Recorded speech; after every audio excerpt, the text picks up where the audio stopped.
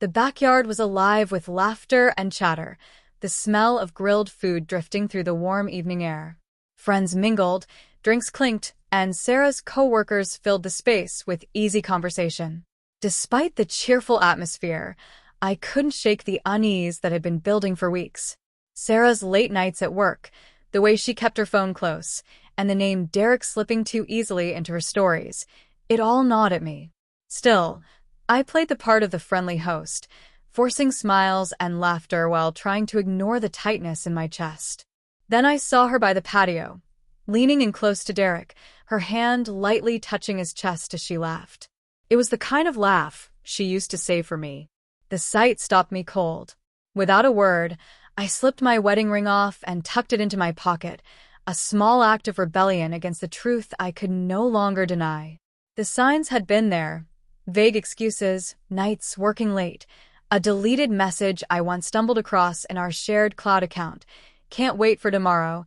I'd told myself I was imagining things, but seeing them together left no room for doubt. I stayed by the grill, pretending everything was fine while my heart raced.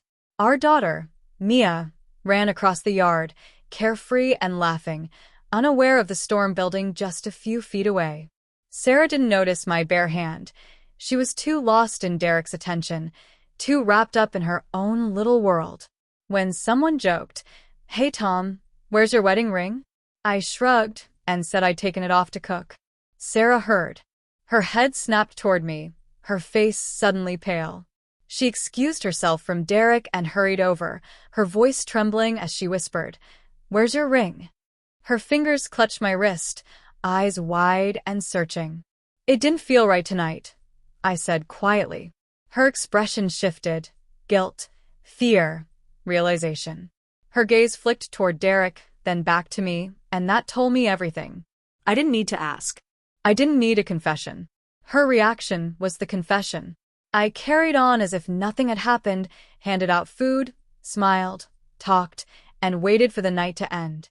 After everyone left, she followed me into the kitchen, her voice breaking. "Why did you take it off?" she asked. I pulled the ring from my pocket, holding it up between us. "Because I know," I said softly. "I saw you with Derek."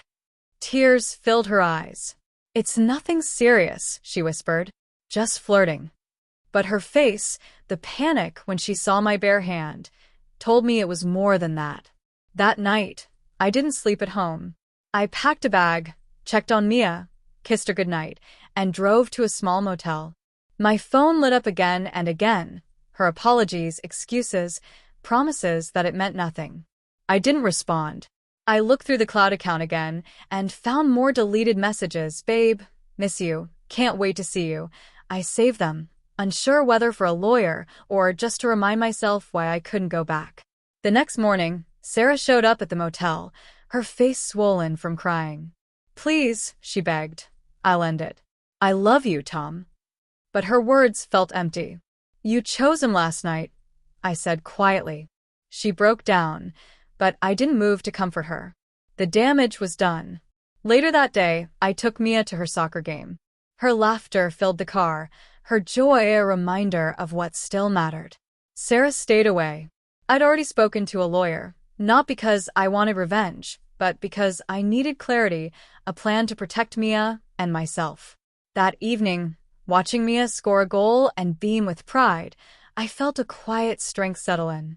Sarah's betrayal had taken something from me that couldn't be repaired easily.